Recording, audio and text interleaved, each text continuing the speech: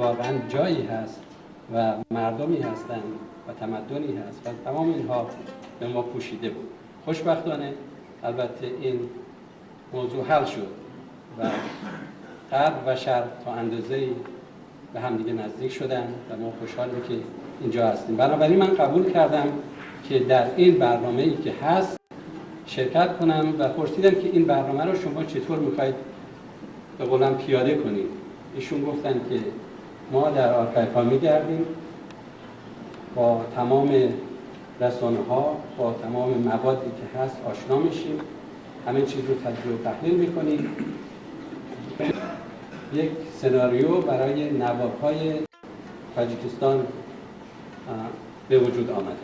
خب از من همینطور خواهش کردن که در اصل مطلب هم وارد بشم و هر از چند وقتی تلفن بکنن و موضوعی به من بدن، من دربارش فکر بکنم و تلفنی از مینسوتا تماس بگیریم و نظریات خودم رو در اون باره بدم و اینو من قبول کردم. ویرایش این کتاب رو و این نوارها رو به عهده بگیرم.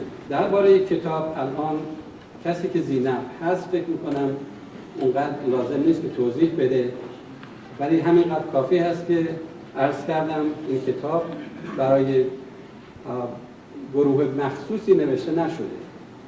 کتابی هست همگانی. نوبت سخن رو به دکتر بیچکا، صاحب تألیفات مختلف در ادبیات و تاریخ تاجیکستان هستند و در سطح اروپا تاجیکستان را به مقدار زیاد بالا بردن، نه تنها در اروپا بلکه در سطح جهانی، و ایشان الان نظریات خودشون رو برای ما روشن می‌کنن. استاد بیچکا.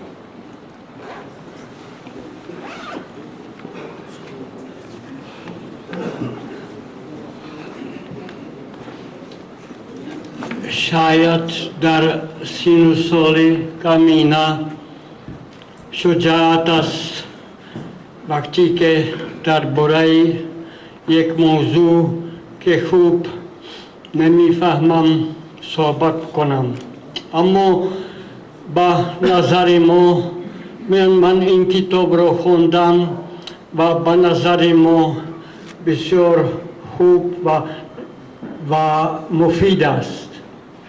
این کتاب سی باب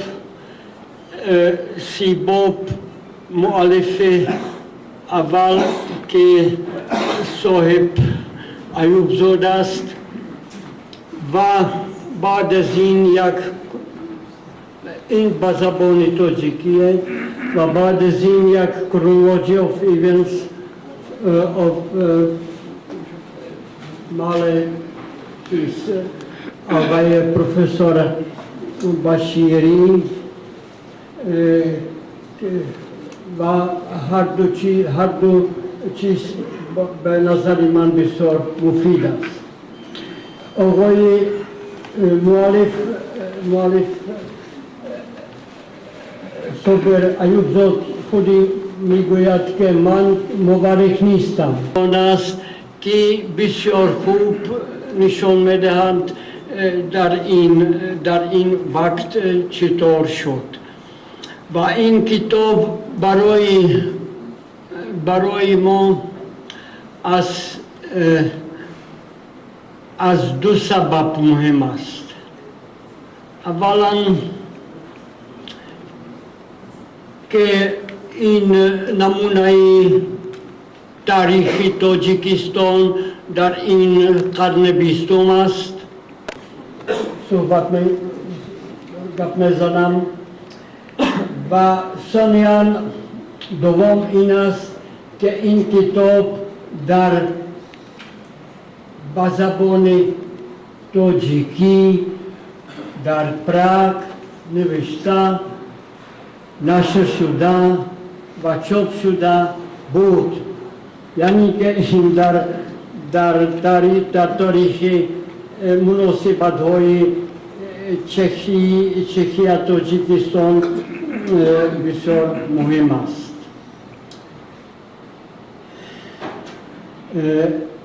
و خیال میکنم که هر کس که این کتاب را خواهد دید خواهد گفت که کتاب خوب است و یک obrazی این قرن 20 را میدهد. شروع میکنم کافی است. تشکر.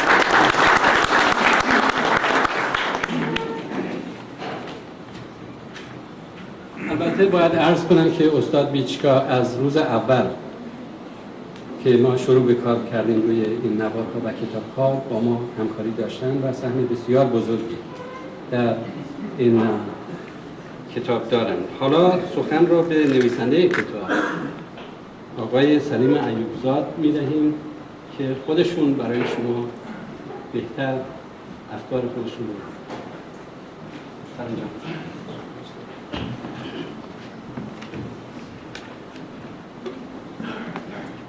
دوستان گرامی، قبل از همه سپاسگزاریم از اینکه اینجا آمدید در این نشست ما شرکت کنید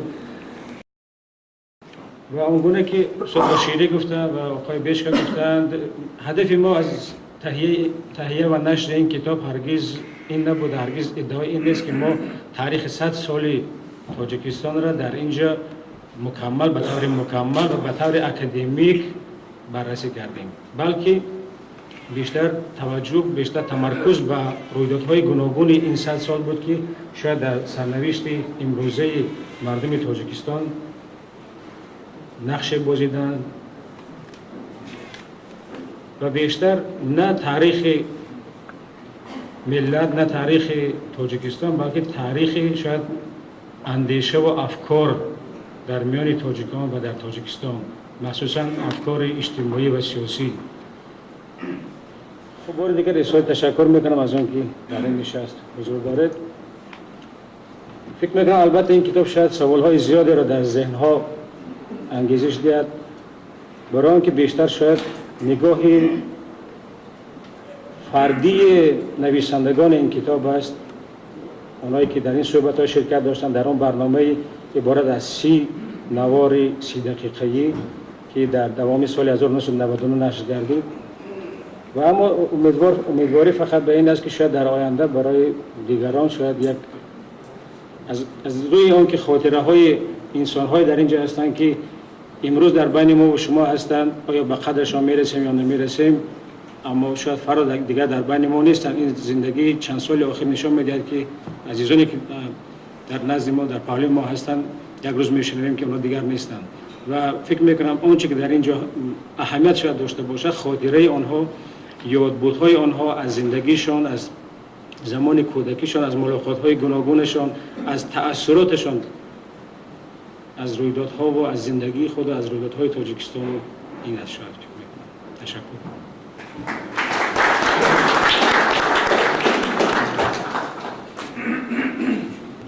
دوستان عزیزان، من اندک شناس شدم با این کتاب که امروز منظوری نظر شما میگردد. چند روز پیش یک نسخه گرفته بودم، ورق زدم و باور حاصل کردم که یک چیزی مهم به میان آمده است. یک کتاب، یک سند تاریخی به طرز پوبلیسیستی، یک تدقیق پوبلیسیستی ژورنالیستانه، تدقیق روزنامه‌نگاری که به زمان خودش، به واقعه‌های اطراف خودش و واقعه‌های اندک پیش از آن شوق مخصوص دارد.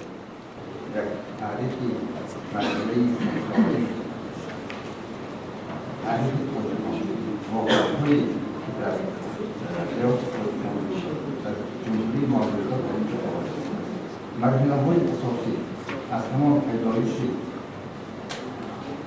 دانش و عقیده‌های پروری تا روزهای آخرین ما کتابی که امروز ما در دست داریم این یک تحفه خوبی است برای زیایان، برای مردم جمهوری ما، مخصوصا برای جوانان یعنی جوانانی که امروز تشکل می‌یابند، عقیده سیاسیشان تشکل می‌یابد، برای آنها یک تحفه خیلی خوب است.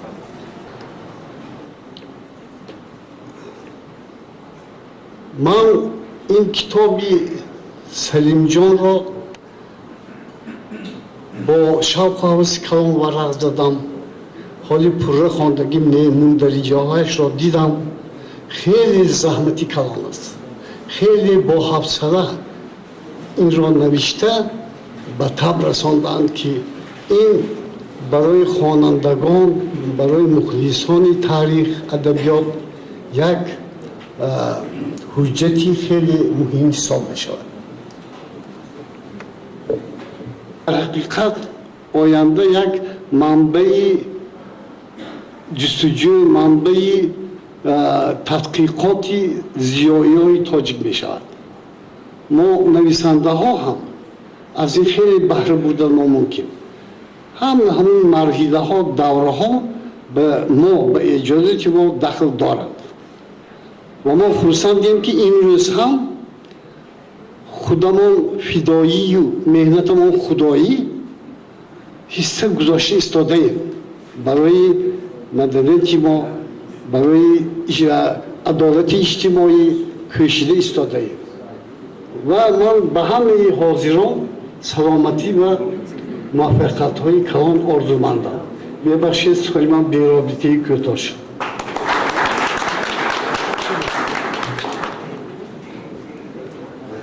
وقتی که شما برای اولین بار به کشور سفر میکنید یک چیزایی هست که در نظرتون میمونه که هیچ وقت فراموش نمیشه. اول بار که من به تاجیکستان آمدم با تئاتر اهارون آشنا شدم و یوسف گمگشته و کارهای فرخ قاسم. حالا هنرپیشه‌های تئاتر اهارون برای شما یک صحنه ای رو که درباره گذشته، تاریخ گذشته تهیه کردن اجرا میکنم. آموزند دنیا باز من امیرم و مرا می آموزند. فلان کن بیهمدان کن. خیر من امیرم، امیر.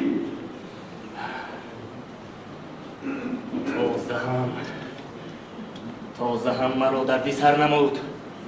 این علامه خانه سلات مکتوبش را نمیگوید. خانه بینید که چی می نویسد. از روسیه کیم چیخل متخصصان را دعوت نمودن در کار بوده است.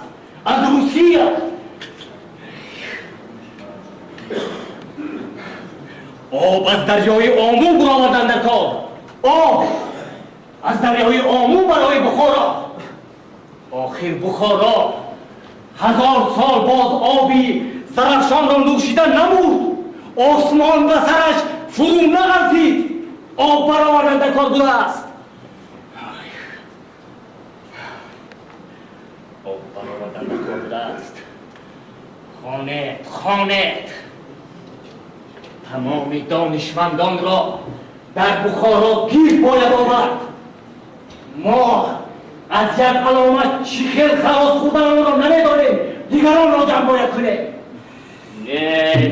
نه آنها را باید زندان نمود. زندان. آبخانه های و کنخانه هایت را نصف کن بوده است.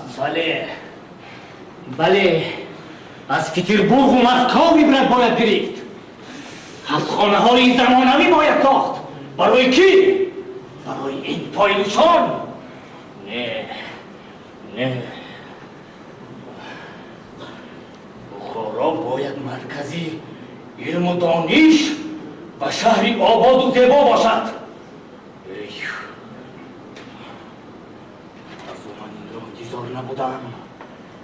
من از او این را انتظار نبودم.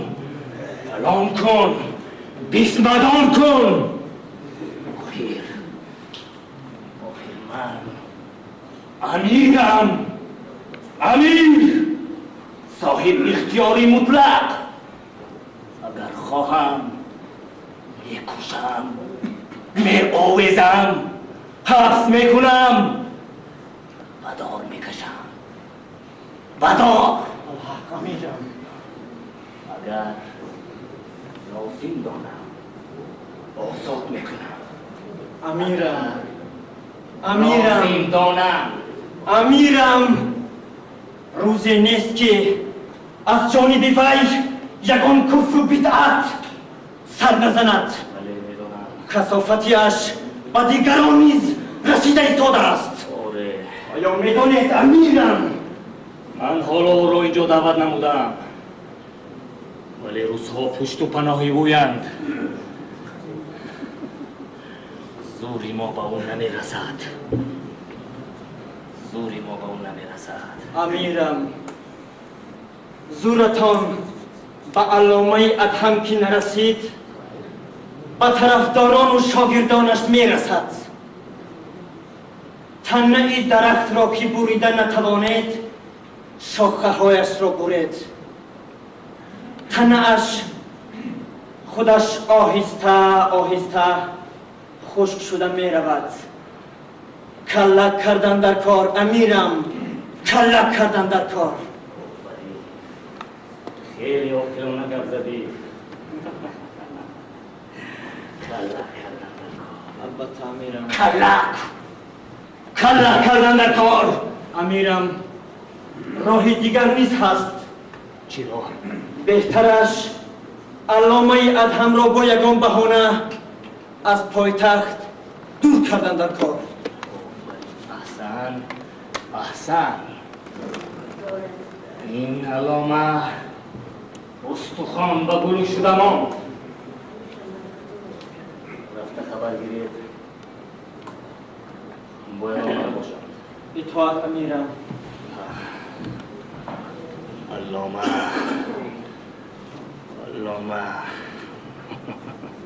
کلک کردن در کار.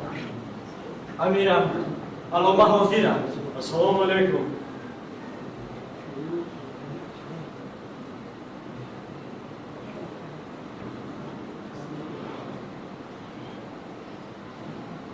چی خبر؟ مخدوم؟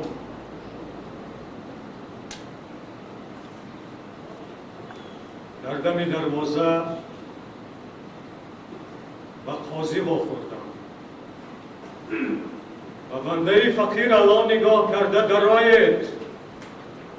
از کردارتان در حضور جناب عالی جواب می‌دهید.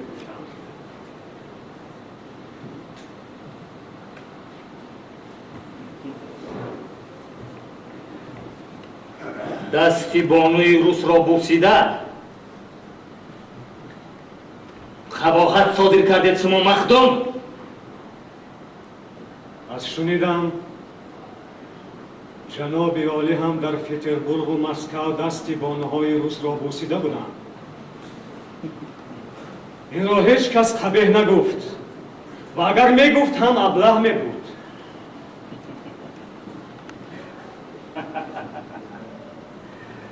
شما خیلی هم جسور گردانیم، شادی و نشاط بخشیم، امید و آرزوی نیک پروریم. مگر همین طور نیست؟ این چی گفته گیتان؟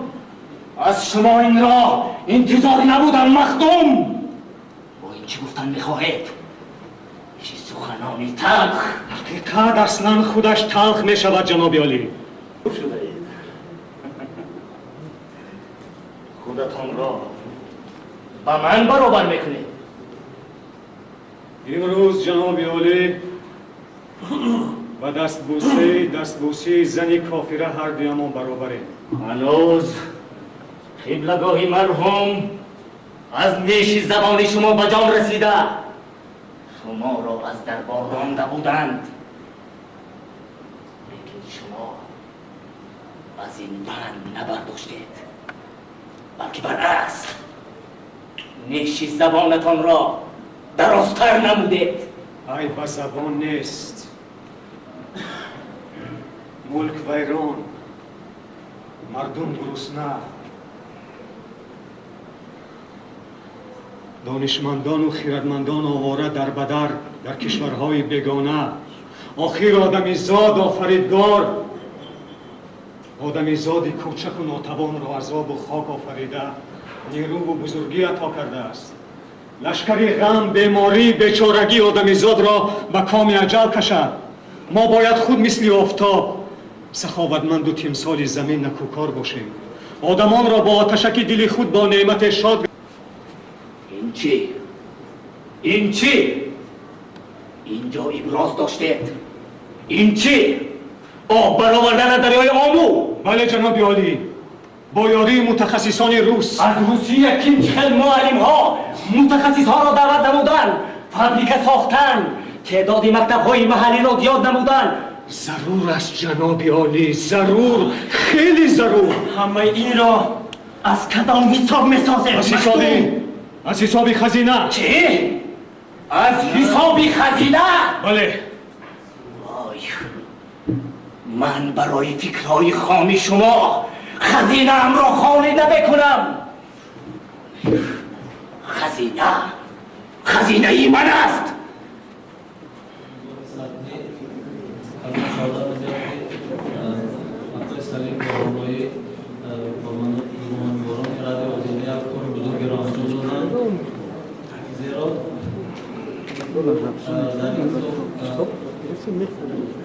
چون فیلمان باید نگاه باشون داشته که درباره همه مهمترین شکل‌های تاریخی تاجیک در 100 سال اخیر مهمترین مسائل تاریخ خلق تاجیک در اینجا برداشته شدند و قیمت کتاب در آن است که در اینجا افکاری بزرگترین محققان ما آورده شدند. من فکر می‌کنم که این کتاب یک تحفه خوب است برای مردم ما، چون که اون اثرهایی که تا به امروز دایر به تاریخ تاجیکستان روی شده بودند اکثریت به زبان روسی هستند و به زبان مادری. چون یک اخبار بزرگ فکر می‌کنم که بار اول به دست و به طور عملی بار اول به دست چاپ رسید. من فکر می‌کنم که برای آنهایی که با تاریخ گذشته خویش می‌خواهند آشنا شوند این یک اثری پرقیمت است. از طرف دیگر این اثر برای محققان آینده تاریخ خلق تاجیک نیز بسیار مواد فکر کننده می‌دهد و اثر روی کارآمدی ما در مقایسه با این اثر دیگر با صحیفه‌های تاریخ خلق خویش را بیشتر تحقیق کنیم و در آینده تاریخ این دورانی خویش را مکمل‌تر آموزیم و تا که چنین اثرها و ملت و خودشناسی ملی ما کمک کنند و از بیشتر خودشناسی ملی ما و دانستن تاریخ گذشته هدایت نمودن جوانان خدمت شما کنم.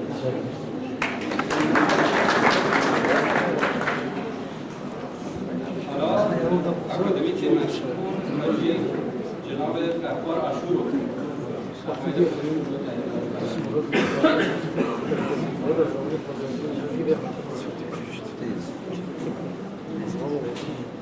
من عقیده دارم که پروبلمی که برادران ما در ریدکسی در بخش تاجیکی ریدکسی چی رد سواباده و میان گذاشتن و نتیجه حرکت اونها این کتاب تهیه شده است.